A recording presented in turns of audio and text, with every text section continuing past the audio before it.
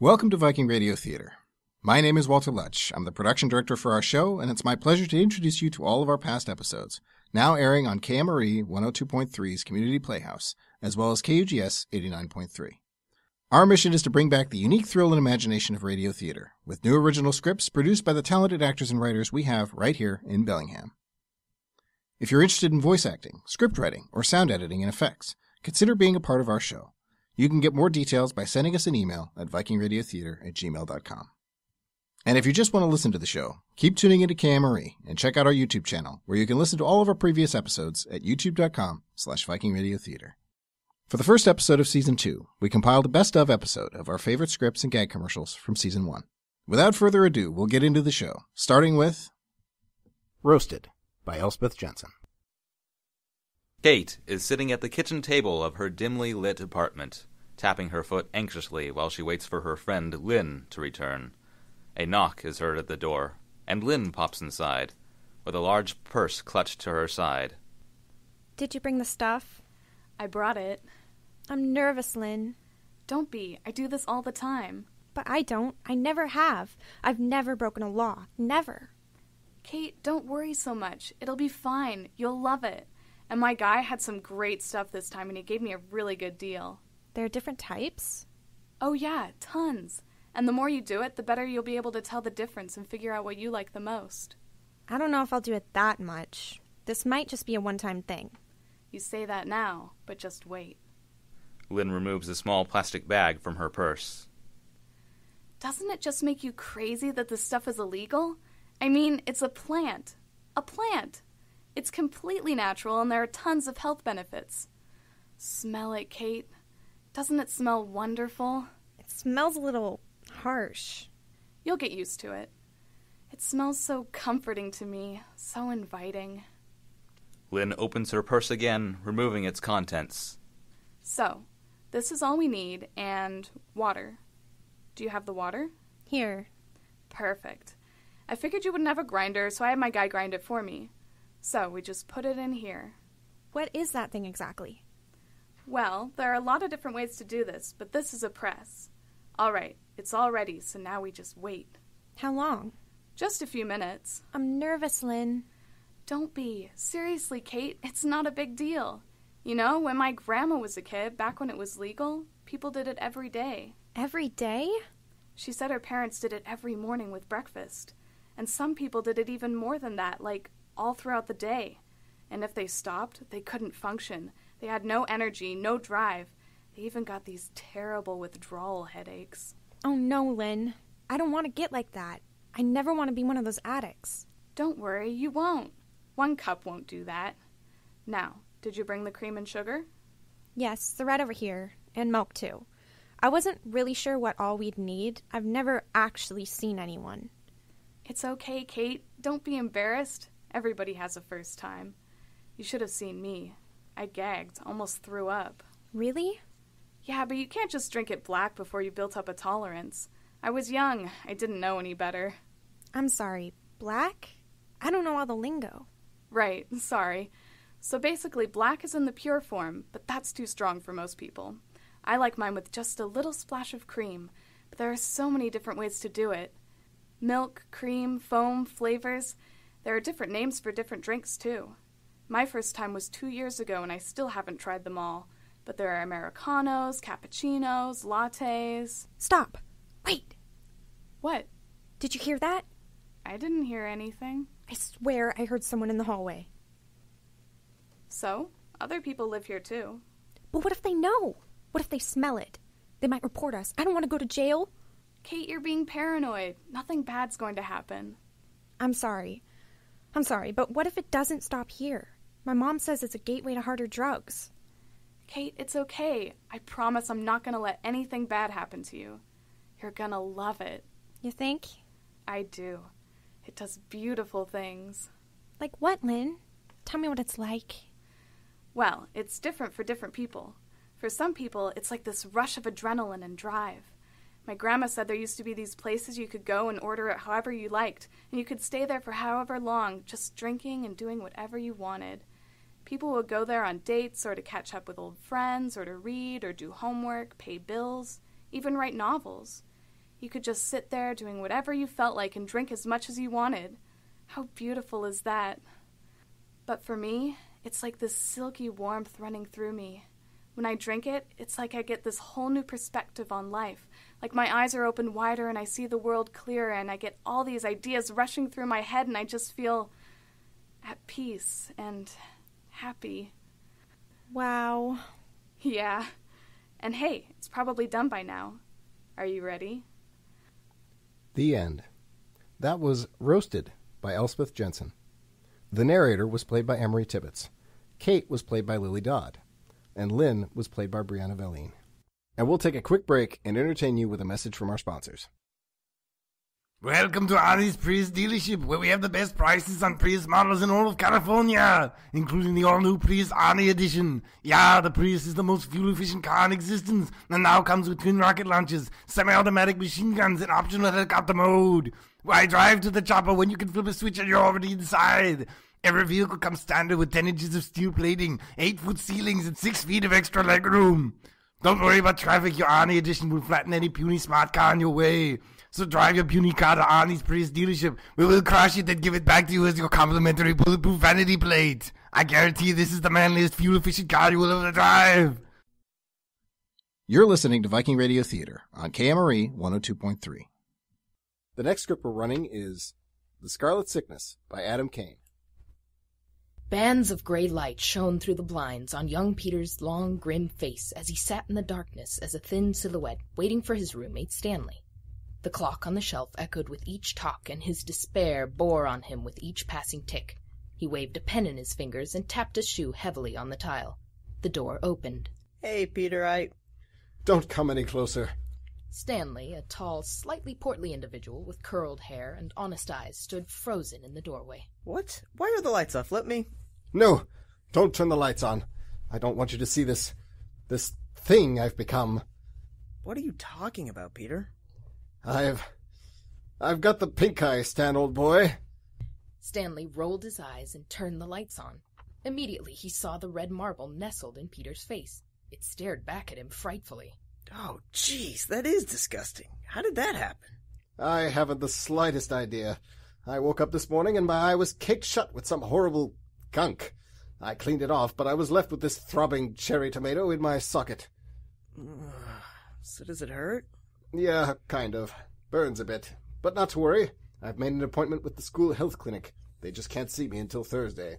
So I've got a few days to just sit around here and keep from infecting people. This was, essentially, the extent of Peter's daily activities anyhow. I feel well enough to go to classes, but people probably shouldn't sit too close to me. Again, this would hardly affect Peter's day-to-day life. Well, just be careful, Peter. I've heard pink eye is really contagious. Not to worry, dear friend. I've got it all figured out. I have here some sterile gloves, a little mask, a pair of goggles, and a box of Lysol. You best start carrying these things around with you here. Well, wait now. So if you want to keep from getting what I have, you best go about and disinfect everything the two of us both use. The towels, the doorknobs, the microwave, my toothbrush, your toothbrush, etc., etc. Wait, what about my tooth? Oh, I suppose you're right. Why would you worry about touching my toothbrush? Never mind that part. Stanley looked at Peter for a moment. I have to get going to work now. I just came up to drop off my things. The bookstore is having me work late tonight. I'll be back later. Have fun. Stanley closed the door in a swift, abrupt motion. Peter sat there in the dorm for a moment before he looked down at his toes. An awful lot of lint under the nails there. Peter waltzed into the bathroom and grabbed Stanley's toothbrush. The next morning, Peter exited his dorm, concealing his face with a large scarf so that only his right eye, the uninfected eye, peered out. He made his way to the Commons for breakfast. The line stretched outside the building and down the road. Peter expelled a frustrated sigh. As he began his march towards the back of the line, he spotted Derek waiting near the middle. I'm sorry, what? Peter removed the scarf from around his face. Derek's eyes widened at the sight of Peter's disease. Derek, how's it been? It's been fine. How about letting me cut in line there, eh? I'm starving. I don't think that's a good idea, Peter. Come on. What's it matter if I cut, as long as we're good friends? They weren't. Peter, what's with your eye? Oh, this thing. I just got a little pink eye is all. It's really nothing. Now, come on, let me cut in. No, Peter. Why not? Look, we're not even that good of friends. We just have the same economics course this quarter. That's it. Just go to the back of the line and wait like everyone else, okay? I don't have time for this right now. What? Oh, come now, Derek. Peter reached towards Derek in search of some acquaintanceship. Derek, like a polarized magnet, repelled. Don't you touch me with your sickness. Go! Go to the back of the line. A devious thought culminated in Peter's mind. Why, what's the matter, Derek? Did you not want to catch my pink eye? Because that would be a shame now, wouldn't it? Peter loomed a few steps forward. Derek, cringing like a frightened kitten, nodded his head. Well then, I guess you could either let me cut in line, or... Peter stepped a little bit closer. His crimson eye bore into Derek. All right! Just, wow. This is unbelievable. You know what? Just take my spot. I'm moving to the back of the line. Derek stormed off, grumbling. Peter looked around for some authority to stop him, and he took his newly earned spot with devilish pride. For a moment he considered wrapping the scarf back around his head, but he smiled and decided it really wasn't cold enough for a scarf anyway. In economics class later that morning, Peter sat in his usual spot in the back row. There was an exam that day, and Peter realized he had not even once flexed the spine of his economics textbook this quarter. But, he thought, who could blame him? He was, after all, plagued with the burden of disease. Yet another thought entered his head. He got up from his usual seat and moved into the midst of the crowd of the lecture hall. He seated himself in the centermost chair he could obtain, and he wore his smirk and his pink eye without a hint of trepidation. He turned to the girl on his right. Tests, huh? Terrible. Am I right? She looked at him, a little confused. Yeah, I really studied for this one. Interesting. I'm Peter, by the way. The girl was studiously scanning her notes. I'm Peter, by the way. Nice to meet you. Well, I don't suppose you could do me a favor, could you? The girl, still looking at her notes, said, What? Well, I've had this terrible sickness. It's kept me from studying all this week. I even had to miss a class a few times, and I just can't afford to fail this test. That's a shame. Yes, it really is. But the reason I mentioned it is I was wondering if you would mind sharing your notes with me, or perhaps let me give a little peek at your answers during the test. Seriously?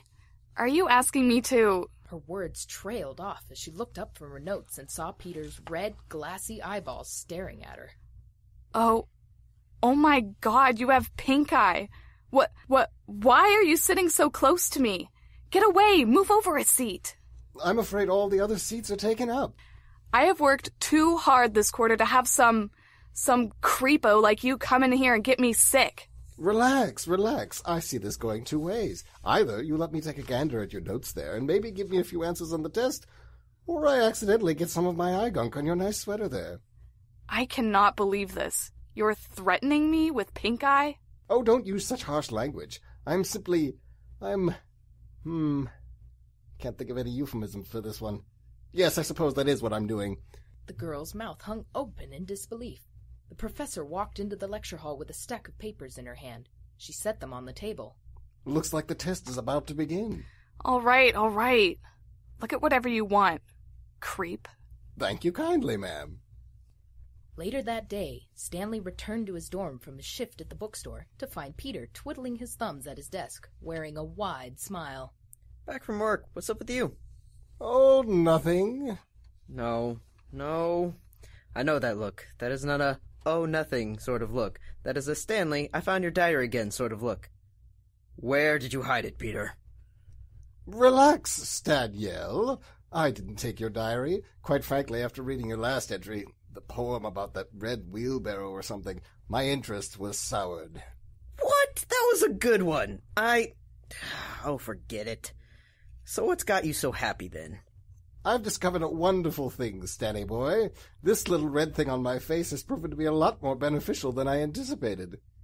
Peter, what are you getting at? And what is that? Oh, this old thing? Just a broom with a Kleenex wrapped on the handle. To the naked eye, perhaps, white or pink. What's with the broom?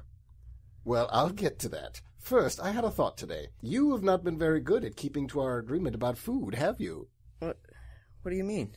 We agreed that we would ask each other if we wanted to eat any of each other's food. But you haven't been following that very well, have you, Stanley? Now, wait a minute. I asked you that time about the donuts. Perhaps that time, but what about the cheese puffs, huh? An awful lot of them are gone, Stanley. More than I remember eating. What about the cheese puffs, Stanley? I'm sorry about that. I had no food left, and the dining hall was closed, and I've noticed my cereal has been depleting faster, too, ever since I started getting the frosted cornflakes. Okay. I have trouble with food sometimes, and I'm sorry. I'll try to... Oh, it's not just the food. What else, then? I think I'm a pretty decent roommate, right? Well, sure. But a roommate can always be better, can't he? What are you getting at? I've been wanting to make some changes around here, and not all of them are necessarily faults that must be fixed, but rather favors that could be done out of kindness and courtesy for your nice roommate. Peter? So now we're back to the reason I have this broomstick. You see, my eye was bugging me this afternoon, and I had gotten a tissue to clean it when I had these thoughts about your incompetence. When I had cleaned my eye and realized things could be better around here, instead of throwing out the tissue, I just wrapped it on the end of this broom handle. What for? Well, I figured that now if I ever need anything done, this little friend can help persuade, like a remote control. You've got to be joking. Unless you want to get pink eye from my little disease wand here, Stanley. Perhaps there are some things you could do for me around here. Stanley stepped closer to Peter, attempting to negotiate. Now, come on, Peter. Stanley was stopped by the broom. I wouldn't step any closer, Stanley. This thing is ripe with conjunctivitis. With what? With pink eye. Oh. As I was saying, I wouldn't step any closer, Stanley. You want to keep from getting pink eye, I suggest you do what I say. You can't be serious. First, I'm going to want the desk by the window. You've had it most of the quarter, and I do believe it's my turn now. Clean your things off there by tomorrow morning. This is the most ridiculous thing I have... I'm also thinking I'd like some things from the grocery store, if you'd be so kind. I have a list around here somewhere. The season grew onward and left the vibrant color of the autumn leaves to fade to an ashen hue, as did Peter's tyranny reign an omnipresent burden on every student on campus. He was the most talked about individual at the university, for the virus he wore like a trophy stood as a constant reminder to everyone to never displease him, and much in the same way it was a reminder of just how unpleasant a sight he was. Well, I'm just glad I don't have to live with him. You have no idea. Stanley took the pool cue, leaned over the table, and aimed his shot. The cue ball was lined straight with a crimson ball labeled number 6, which sat only inches from the pocket. I couldn't stand him for the 2 minutes he begged me to cut in line. How do you live with it? He must be writing you all day with all sorts of demands. I'm not sure I'll be able to live with it much longer. I've been quietly allowing him to just dominate everything I do for weeks now. He took my desk, Derek. My desk! I think I might be getting an ulcer or something. Stanley took his shot. The cue ball knocked the red 6 off to the side, a few more inches away from the pocket. The cue fell into the pocket. Damn. Scratch. Hasn't he gone to the doctor to get it taken care of? Stanley handed Derek the stick and the pearly white cue ball. He did. He got some eye drops, but since then he hasn't been applying them. I don't know how long he can do this before he develops, serious issues or something. If that's even what happens when you have pink eye for a while. Well, as long as he's willing to deal with it. Derek aimed his shot and missed. He handed the cue back to Stanley, who aimed again at the red 6. The shot was aligned perfectly. That's the thing. He doesn't seem to be bothered by it anymore. I just don't know how to take the power away from him. You shouldn't even have this problem. No one should. Imagine if you had pink eye. You wouldn't have done a thing to him. If I had pink eye... Stanley shot the cue vigorously. The red 6 landed in the socket. Some people, huh? Days grew onward. As birds sung the tune of the dawning sun and dew speckled the morning grass of the university campus, Peter walked outside once again with a naughty grin across his diseased face. He walked to the small market that sat between two lecture halls and grabbed a sausage biscuit from the shelf. He came to the counter in a royal stride. I shall take this sausage biscuit, common vendor girl. How much? $4.95. I see. Peter reached into his wallet and pulled out a $5 bill. In an emphasized display, he brought it up to his face and rubbed it on his red eye for far too long. Excuse me, my eye itches a little. Here you are. Peter held the dollar bill out to the clerk, wearing his devilish smile. It wasn't until the clerk looked up from the register that Peter noticed he had a scarlet eye staring back at him. Peter stood frozen. Thank you. The clerk, to Peter's surprise, took the bill without hesitation, put it in the register, and handed him a nickel. Peter looked at her for a moment too long, put the nickel in his pocket, and slowly walked out of the building, stricken. He felt the cold coin against his fingertips. No, surely one instance cannot end it all. She was but one woman. What could she do? Peter walked to his economics class with the knowledge that there was a quiz, and the knowledge that he had abruptly cut off his attendance and study habits, meager as they were, since his disease came to be. He tried to retain confidence in his persuasive abilities as he sat again in the center of the lecture hall. The class was bustling with talk of the impending quiz. Peter leaned over to the young man sitting to his left. Excuse me, I haven't been to class in the past few days. I was wondering if you might be so kind as to lend me your notes for a bit. Maybe let me have a peek at your answers during the quiz. You see, I have a terrible bit of pink eye here, and I would hate for you to get it too, which I feel maybe... Shut up, Peter. I'm not giving you jack. The young man turned and looked at Peter, his right eye red with disease and disdain. Peter looked at him, frozen, speechless. Peter returned to his dorm after the quiz. He trudged into the dark room, his shoulders heavy with defeat. He saw the dark figure of Stanley sitting in his desk chair, holding the broom in his hands, studying it. He was silhouetted against the gray bands of light coming from the window behind him. Oh, Peter, so glad you're back. I've been waiting for you. What's going on, Stanley? Peter turned on the lights. Stanley's eye was as red as a rose. You... That's right. I've got the pink eye, Peter, old boy, and there's nothing you can do about it. And there's nothing you can make me do any more. Did you? It was the damnedest thing. A few days ago, maybe 4 or 5, when I woke up after you left for your class, I accidentally tripped and fell on your little broomstick. Then I accidentally grabbed it with my hand, and accidentally rubbed my eye with that very same hand only moments later. That is a suspiciously precise accident. So, I woke up, and I looked in the mirror the next day, and I had pink eye. You never noticed, because I have a full class schedule for the morning, and I work late hours during the season.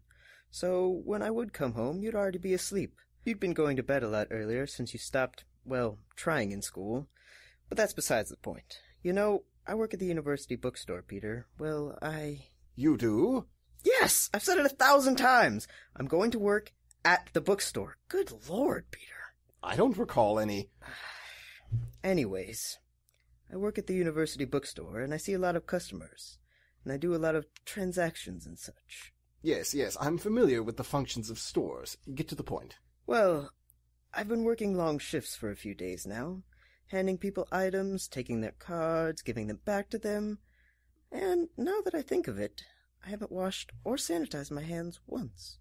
I'm beginning to think this long sequence of events was no coincidence. Oh, you're very quick, aren't you? No, Peter, it was not. You may have noticed an increasing number of students with pink eye today. Well, that number is going to keep growing.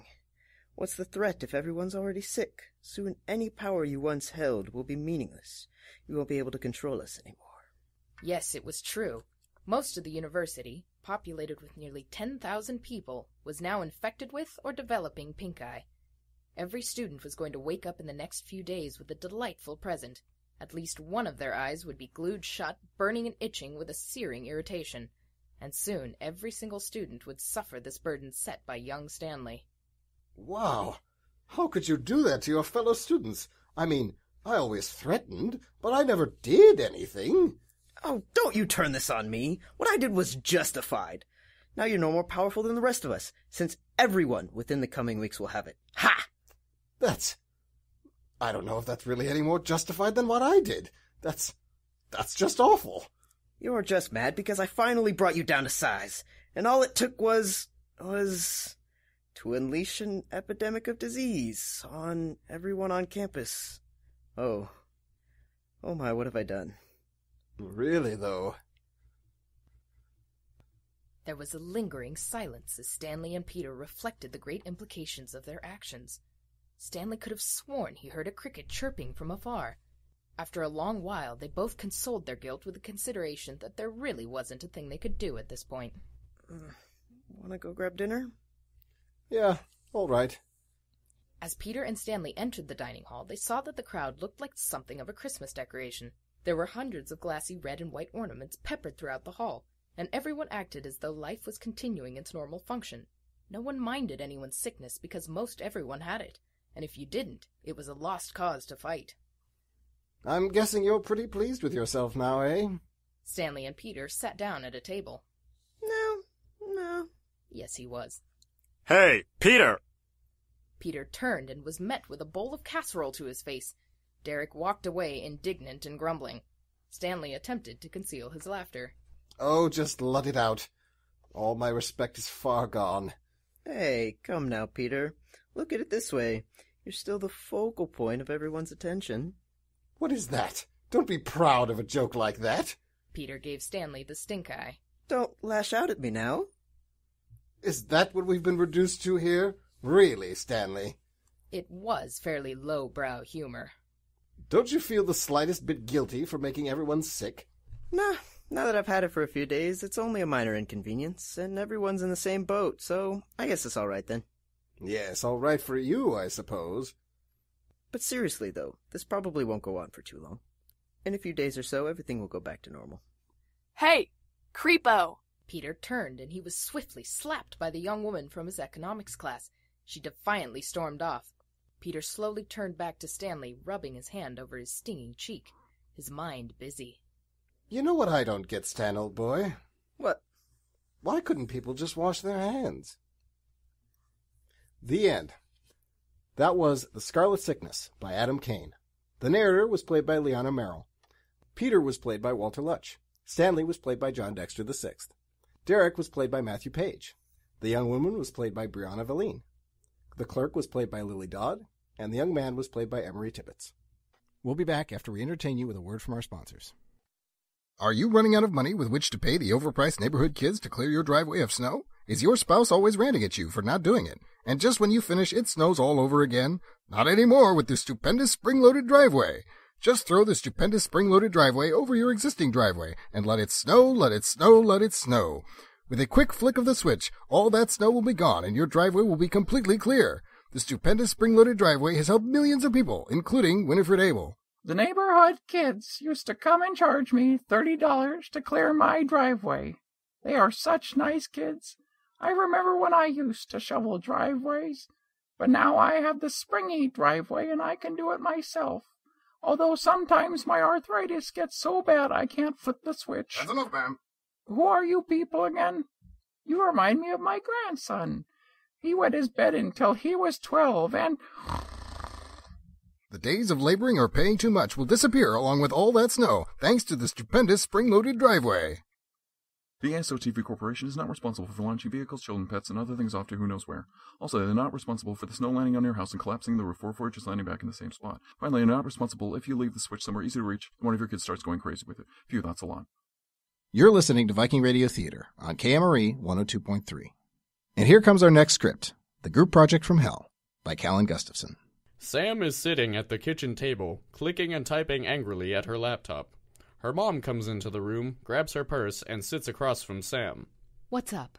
This is going to be terrible. Why, honey? I thought you liked your history class. I do, but Mr. Lewinsky made our group assignments random. And when that happens, I always get stuck with the worst people. It can't be that bad. I once got paired up with a guy who couldn't stop staring at my... Ew! Mom! I don't want to know that. But I just know this is going to be a disaster. Well, why didn't you just finish the project in school? We didn't have time because of the surprise pep rally. The football team had to choose this week to go to state. And apparently I'm the only one with the space at their house to have everyone show up. So what exactly makes this group so terrible? Kyle Mulligan is an idiot, and I'm pretty sure that he's high 24/7. Kyle Mulligan had become a school legend by ordering and eating an entire large meat lover's pizza in his algebra class. While he failed the class, his social standing was secured. And Becky Tanner is such a teacher's pet. I don't think I've ever seen her get a B. The last B Becky Tanner received was in 7th grade English. She used the perceived failure as motivation to pass the class with 103%, the highest in school history. That still sounds manageable. But it gets so much worse. Brittney Knutson and her dweeby sidekick Marissa Larimore are in it too. Are those the cheerleaders? Brittney Knutson was the queen bee and cheer captain at Jefferson High School. Marissa Larimore was more along the lines of the village idiot. Yes, but the absolute kicker on this nightmare of a group project is that Mark Fitzgerald is a part of it. I like Mark. He's a nice kid, and his mom makes the best lasagna. The female student population of Jefferson High School also found Mark Fitzgerald to be very nice. The lasagna in question is also quite tasty. Also, I think you might like him quite a bit more than I do. Mom! Well, maybe, but anyway, Mark isn't the problem. See, last month, Eric Fitzgerald broke up with Brittney Knutson, and they are identical twins. Every time she sees Mark, she bursts into tears or tries to attack him. The breakup in question occurred October 3rd at 10:04 p.m. via text message. It was generally agreed to be a quote-unquote bad breakup. Well, that is unfortunate. Well, maybe if Brittney wasn't such a... Hey, none of that language in my house. Whatever. I'll excuse your attitude because of your situation, but this is a one-time exception, got it? Yeah. Good. Well, I need to go. Book club is calling. Try to keep a positive spin on this whole thing. It's good practice at suppressing homicidal rage. Not what I was going for. Just do your best. Okay, Mom. Have fun at book club. Oh, you know I will. Sam continues to work furiously on her laptop until the doorbell rings. She glances at the clock in surprise and goes to answer the door. Hi, Becky. You know we're not supposed to meet for another 10 minutes. I always show up 10 minutes early to everything. To be early is to be on time. To be on time is to be late, and to be late is unacceptable. Now, have you done your work? Yeah. Good. Show me the PowerPoint. It probably needs to be fixed. Wow. Whatever. Just don't do anything too crazy. Sam takes them to the kitchen table and Becky descends on the laptop like an angry vulture. She uses a jump drive to upload her own work and begins to put the two together. Ugh, this theme definitely has to go. It's much too happy for a history project. Did you just pick the first thing with a bright color or something? It's the theme I usually use. It's a disaster. You're lucky I'm here to sort this all out. This is barely sea-level material right now. Don't worry, I'll make it better. Becky pats Sam on the shoulder, who looks like she is seriously contemplating the consequences of punching Becky in the face. She instead watches her click furiously on the PowerPoint. Hey, why are you deleting all of the pictures? It took me forever to get those right. They're clip art. Honestly, are you 12? This presentation is going to be worth 3% of our grade, and you want to use clip art? The only pictures we'll be using are actual photographs or scans of historical documents. Well, why can't we use... Wait, you calculated how much of our grade this project was worth? Of course I did. How else will I know how it impacts my overall GPA? Becky, your GPA has been a 4.0 since 8th grade. Getting more A's doesn't do anything to it. It just stays the same. I wouldn't expect you to understand, Sam. This goes way above your intelligence level. I swear, I am this close to... Sam is interrupted by the doorbell. She manages to suppress her rage and goes to answer it. Hi, Mark. Hi, Sam. Mark peers nervously past Sam into the house. Hey, is Brittney here? You're in luck. She hasn't shown up yet. Oh, awesome. I just want this to be over with. We're in the same boat. Come in. Becky is currently dismantling all the work I did on my PowerPoint. Becky practically snatches the jump drive Mark offers her and keeps working feverishly. She ignores the other two and starts muttering to herself. So, Brittney is still acting weird about the breakup? Yeah, I think she's memorized my class schedule because I see her everywhere in the hallway. That's a little more than a bit stalkerish. I know, right? I keep telling Eric to talk to her, but he wants nothing to do with it. Honestly, I can't blame him. But do you want to know what the worst part is? What? I think Brittney is trying to seduce me or something. Now, instead of acting all crazy, she's trying to flirt with me. Why would she do that? As far as I can tell, she thinks that if she dates me, Eric will get jealous or something and want her back. Oh, like Jake Rogers did. With Allison Rodriguez and Tracy Michelson sophomore year. Exactly! The Rogers love triangle technique, as it came to be known, was a popular way to attempt to win back an ex at Jefferson High. To date, only Jake Rogers himself has successfully pulled it off. That's crazy. She's crazy. I know! I've been trying to ignore it and avoid her, but then Mr. Lewinsky put us together on this project, and it's been awful. If it makes you feel any better, I really don't like Brittney either. Why? Sam is saved from having to answer by the doorbell ringing. I gotta get this. Sam opens the door and comes face to face with Brittney and Marissa. Brittney looks at Sam with disgust, and Marissa is busy texting on her phone. Hello, Sam. I see your acne hasn't gotten any better. Hey, Brittney. I see you're still stuffing your bra. Adorable. Isn't she adorable, Marissa? What? Huh? Yeah, she is. Adorable. Marissa, are you texting Andrew Hoffman again? Because I told you not to text him. He's sleazy and he wears stupid shoes. Right. You're right. His shoes are stupid. Wow, Brittney, that's low even for you. Someone has to keep order in this pit we call a high school. Now, is Marky Poo here? Brittney sweeps past Sam into the house. Marissa follows, glancing furtively at her phone. Marky Poo? By the time Sam makes it to the kitchen, Marissa is once again absorbed in her phone, and Brittney has Mark pinned against the counter. So, Mark, I was thinking we should totally go see a movie sometime. What about that new rom-com with Channing Tatum? He's so dreamy. Isn't he dreamy, Marissa? Yeah, he totally is. Right, so we should go see it. How about tonight? I'm free. Brittney, I don't think that's a very good idea. Why not? You're single. I'm single. What's the harm? Oh my god, Brittney, he's not into you. Excuse me, no one asked you. Well, someone had to get the message across. I'm sorry to interrupt your little teen angst love triangle, but I'm actually trying to get some work done here. Don't you guys care about your grade? Yeah, we care about passing. Nobody cares like you do, 7B. Don't call me that. 7B had been Becky's nickname since the English grade incident in middle school. Whatever, nerd. Here's my work. Marissa's is on here too. I helped her with it. This jump drive better have something salvageable on it, because this is all terrible stuff I'm trying to work with. Just by going off of what's on here, our presentation is not within an acceptable grade range. Becky, we're graded on presentation individually. Whether or not we suck has nothing to do with what your grade ends up being. I know that. I just don't want to look stupid and surrounded by you idiots. Becky hunches over the laptop and goes back to work. Mark has taken the opportunity provided by the distraction to slip away from Brittney and stand by Marissa instead, who is still engrossed with her phone. Marissa!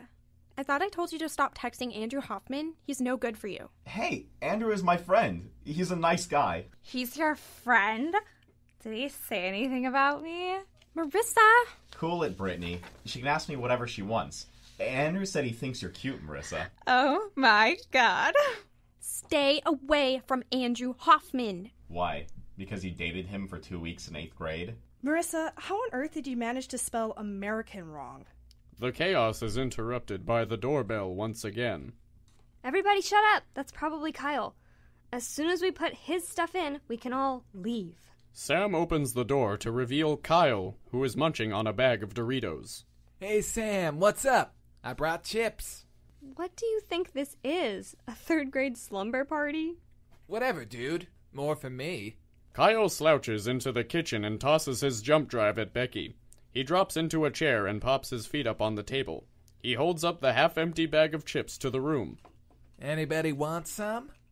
There is absolute silence, broken only by the clicking from the laptop. Chilly reception, dudes.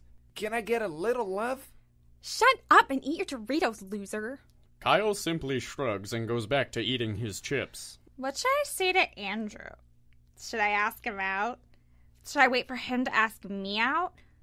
Should I tell him that I think he's cute? That's totally up to you, Marissa.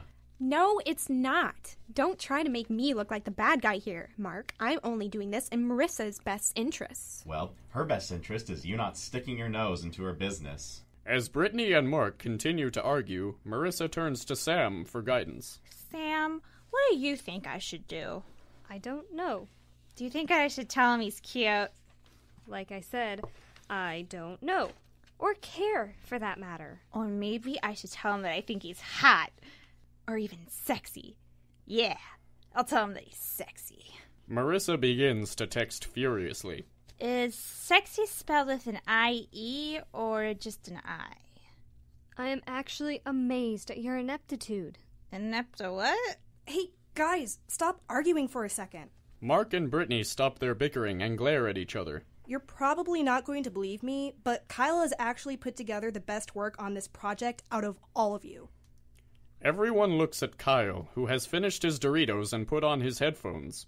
As they look at him in disbelief, he starts a wicked air guitar solo. When he sees the group staring at him, he takes his headphones off. What's up, dudes? Is something wrong with my work? Actually, I was saying that your work is the best out of this group. Awesome, man. Kyle, how did you do so well on this? Whoa, harsh vibes. Why are you so surprised? You haven't passed a history class since middle school, Kyle. Oh, yeah. But this assignment, it's like intense. I just feel like I connect to the material way more than usual. World War I? Totally. With that, Kyle pops his headphones on again and takes another bag of Doritos out of his jacket pocket. That guy did better than me on this stupid project? I haven't had to change as much of his work. Granted, it's still far below where my contribution is. Unbelievable. Jeez, cool your jets, Brittney. It's a group project, not the Olympics. Shut up, Sam. I'm not the one who has the fashion sense of a colorblind nun. Well, it's better than having your brother choose your outfits. That shirt with that skirt, really? Well, they work for me. Miss hasn't had a boyfriend since middle school. At least I'm not the one who's so desperate she's trying to get with her ex-boyfriend's brother. I am not desperate. Besides, you're just jealous. Oh, I'm jealous? You're still jealous of me because Andrew Hoffman left you for me in the 8th grade. The entire room goes silent. Becky stops typing on the laptop. Marissa looks up from her phone. Mark stares, slack-jawed. Kyle yanks his headphones off. Oh, snap! Catfight! Oh, snap was about right. In middle school, Sam and Brittney were best friends forever. Andrew dated Brittney for 2 weeks before breaking up with her. He asked out Sam on the same day. It was later revealed that Andrew had only dated Brittney to get closer to Sam. The relationship with Sam lasted for 3 months, and the besties were no more. You know what? I'm done with this stupid project. Come on, Marissa, we're leaving. Huh? Get off your stupid phone. We're leaving now. Brittney grabs her jump drive from the table and pulls Marissa away. The group hears the front door slam. I'm done with the PowerPoint. I've saved it onto my jump drive, so don't worry about bringing it on Monday. So, yeah. Bye. Becky makes her escape. Man, I haven't seen Brittney that mad since she got pied during homecoming week freshman year. Classic shutdown, dude. Kyle gives Sam a fist bump before grabbing his jump drive and meandering to the door, leaving an empty bag of Doritos on the table. Well, that was fantastic. I'm just glad it's over with. Yeah. So, Sam, was Brittney maybe kind of right when she said that you were jealous that she was trying to get with me? Well, she might have been sort of kind of right. So, do you want to go see a movie next Friday? Yes! I mean, yeah, that would be cool. Just not that new Channing Tatum rom-com, okay? Deal. Mark is soon out the door, leaving a dazed Sam in his wake. She sits down and goes over the changes Becky made to the PowerPoint. It is not long before her mom returns from her book club. Hi, sweetie. How was your project? Was it as bad as you thought it was going to be? You know what? It turned out to be pretty good after all. The end. That was The Group Project from Hell by Kallan Gustafson. The narrator was played by Adam Kane. Sam was played by Lauren Brigolin. Brittney was played by Lily Dodd. Marissa was played by Elspeth Jensen. Mark was played by Logan Evans. Kyle was played by Reed Strong. Becky was played by Megan Cook, and the part of Mom was played by Liana Merrill. And now we'll take a quick break and be back after this commercial. Hi, I'm Marty McCarty, owner of Marty McCarty's Rental Parties. Do you find yourself in need of a party, but look through your phone book or Rolodex or whatever and find that, you got no friends? No problem. Just call Marty McCarty's Rental Parties, and you won't need any. Our party professionals will come to your house, decorate your home, and even pretend to like you. Use our parties to impress co-workers, family, prospective loved ones, His Holiness the Pope, your boss, your pet, your landlord, and even yourself. That's right, just call us and we'll set up a party for you when you least expect it. Choose from our large party selection. Birthday, bachelor, bachelorette, after, surprise, political, Boston tea. We have it all. Just call Marty McCarty's Rental Parties, where we'll be the friends you wish you had. Remember, if you want a party, just call Marty. Marty McCarty's Rental Parties will be the friends you wish you had. Ding! You're listening to Viking Radio Theater on KMRE 102.3. We'll head right on into our last strip, and that is Somewhere Tonight, the Washington Senators' Last Game Still Plays On, by Dwayne Yancey. It is a spring night in 2005, just before the first game of the new Washington Nationals baseball team. That night, a police officer is driving. In the back seat, handcuffed, is a middle-aged man named Ralph. He looks sober and industrious, the very model of a good citizen. Except for one thing. It's not what you think it is. The police officer drives on, silently. Ralph becomes frustrated that the officer won't respond to him. I wasn't trying to break in back there. Really, I wasn't. I swear. The police officer continues to drive on, silently. I mean, do I look like I'm a criminal? Wait, I didn't mean it that way. Forget I said that.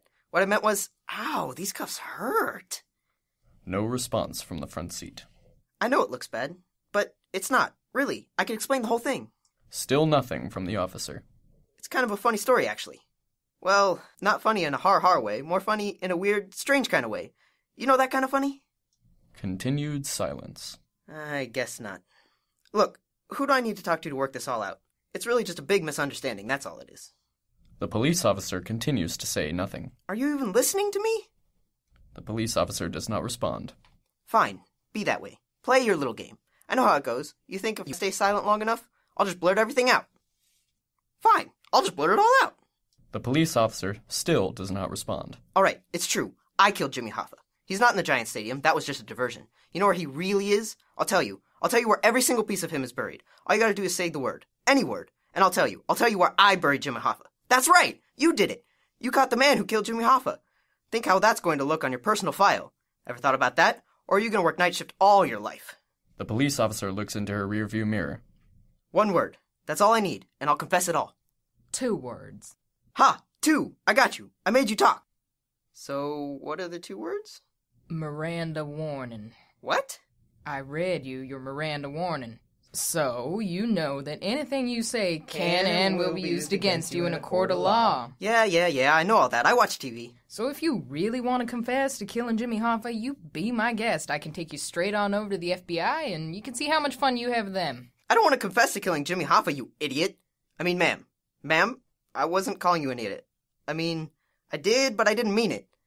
I didn't mean that whole thing about Jimmy Hoffa either. I was just trying to get your attention, ma'am. You realize giving false information to a police officer is a criminal offense, right? So if you want to keep on playing around, I can add on enough charges to stretch from here all the way to Anacostia and back. Your choice. Look, all I want to do is tell you what I was doing back there. Oh, I know what you were doing. You don't need to tell me. You need to tell the judge. Now, if you don't mind a little advice, I'd advise you to keep your big fat mouth shut, okay? You're already in enough trouble as it is, and I don't need the extra paperwork. Paperwork? Is that what this is? You don't want to hear my confession because you don't want to do the paperwork? Pretty much. Well, that's a pretty poor attitude if you ask me. No wonder the crime rate around here is sky high. Caught you, didn't I? No, you didn't catch me. Then what you doing in the back of this police car? You're a funny one, you know that? The crack dealers in the southeast, they're not so much fun. The drunks in Georgetown, they're just a pain in the ass. But you're kind of entertaining. I'm not entertaining. I'm being serious. I wasn't trying to break in back there. Well, actually I was. But not for the reason you think. I wasn't trying to steal something. I was trying to return. Whoa, what are you doing? Pulling over. Why? We're not at the police station yet, are we? No, but I can't take your statement and drive at the same time. This is Unit 58 going 1063. 1063? What's that? It means I'm pulling over so you can confess to me. Now make it snappy. It's getting towards the end of my shift and the chief doesn't like overtime. Okay. I'll tell you the whole thing. But you've got to promise not to laugh. Just out with it. This ain't a comedy club. You don't get points for style. Fine, just the facts. Okay. Well, you see, the real reason I was back there in the middle of the night was I didn't want to attract any attention. Wait, that doesn't sound good. I mean, I didn't want anybody to know what I was doing. No, that doesn't sound good either. I mean, oh, hell, it's like this. Are you a baseball fan by any chance? Get to the point or we'll get to the station. Your choice. The point. Right. Fine, the point. Okay, it's like this. When I was a kid, I was a big Washington Senators fan. The police officer starts the car again. This is Unit 58, 10-8, and 10-17 to the station. Hey, what are you doing? Why are you starting the car again? I said get to the point. You didn't, so now I'm getting to my point. Get it? But my story. Don't you want to hear my story? The police officer falls silent again. Fine, the silent treatment again. I'll just tell you anyway. How about that? I'm sure when you hear it, you'll agree with me. So, alright, when I was a kid, I was a big Washington Senators fan. You've already heard that. So, you remember the team moved, right? Lived here all my life.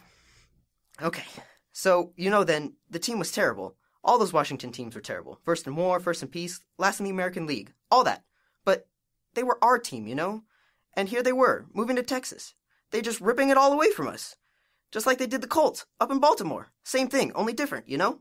Except instead of doing it in the middle of the night, here they had to play out the season. They had to play one last game. The last day of September, 1971. And I was there. We all were. Man, you should have seen the place. It was just one big mom scene. There hadn't been a crowd like that, well, ever, I guess. Maybe that was the problem. Anyway, people were yelling and screaming and crying. Yeah, some people were really crying. I saw them, I swear. They had signs. I think somebody wanted to burn the owner in effigy. That kind of thing, you know? Are you listening to me? Because this is important. Go on. It's the 9th inning. Top of the 9th. We're playing the Yankees. The Yankees. And we're winning, 7-5. I remember that. Because the Senators never beat the Yankees. Not even when the Yankees were having a down year. And the Senators always had a down year. So we had 2 outs. Just one more to go. They were going to go out in a win. I don't know what made me do it. I don't know what made anybody do it. We could have just waited, you know? Except people started running out on the field. I guess they just couldn't wait. They were tearing up the grass. They were getting handfuls of dirt from the infield. Hell, somebody even stole one of the folding chairs the ball boy sat on. I mean, what are you going to do with a folding chair? Put it in a corner and say, oh, now this is the folding chair that the Senators ball boy once sat in. That's stupid. I mean, well, the whole thing was stupid. But that was really stupid. Except, I guess what I did was even more stupid. But I was caught up in it, you know? And hell, I was just a kid. I didn't know what I was doing. I can't remember now if somebody dared me to do it or not. All I know is I stole first base. You stole first base? Yeah. The actual base? Hell yeah. Just pried it up and ran back into the stands. Everybody was hooting and hollering, and hell, security wasn't doing anything about it. I think they were too afraid that there was going to be a riot. They weren't worried about some stolen base. They were locking up all the ticket girls in the office, I heard later. I guess they thought we were going to burn down the place or something. So you stole a base? Made off with it pretty as you please. You ever heard of something called the Statute of Limitations? That's it, right back there. That's what? The first base you caught me with. Put it in the trunk. That's the first base I stole. From 1971? From 1971. What the hell are you doing walking around with that for? Trying to get yourself a match set or something? No, I was trying to return it. You were trying to return it? So that's why you had the bolt cutter and the screwdriver. I didn't know how hard it was going to be.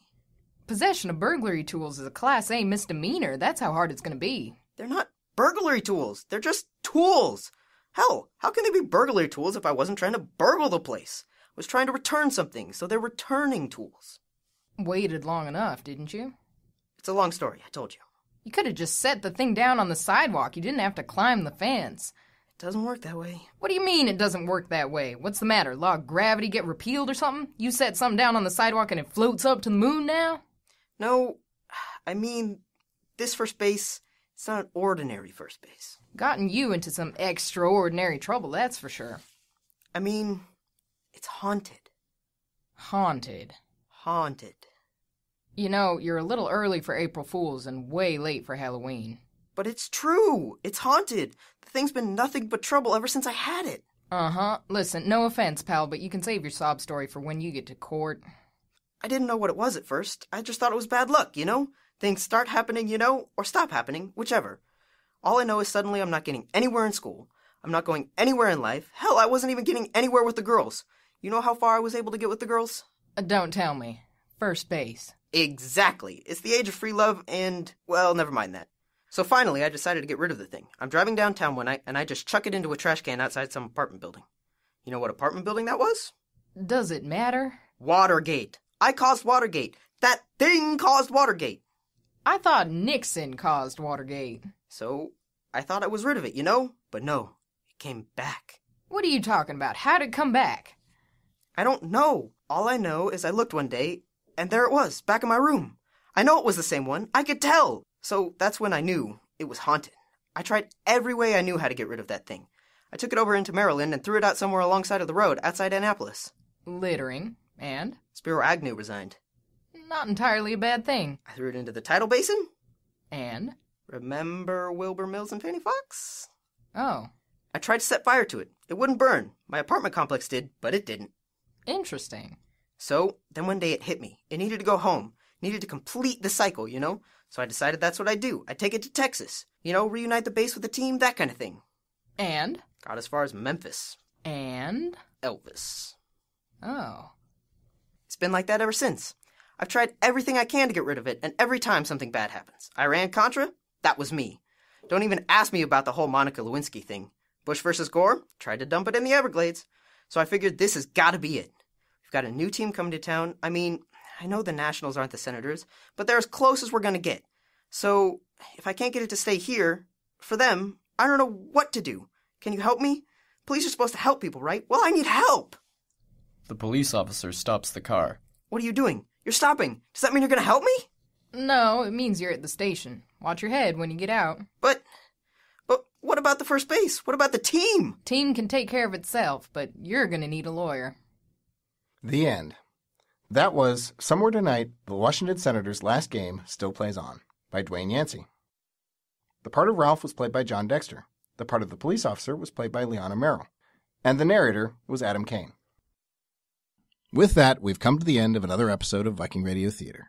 For more information on future airtimes here on KMRE and Western's KGS, check out our Facebook page at facebook.com/Viking Radio Theater, or listen to all of our past episodes on our YouTube channel at youtube.com/Viking Radio Theater.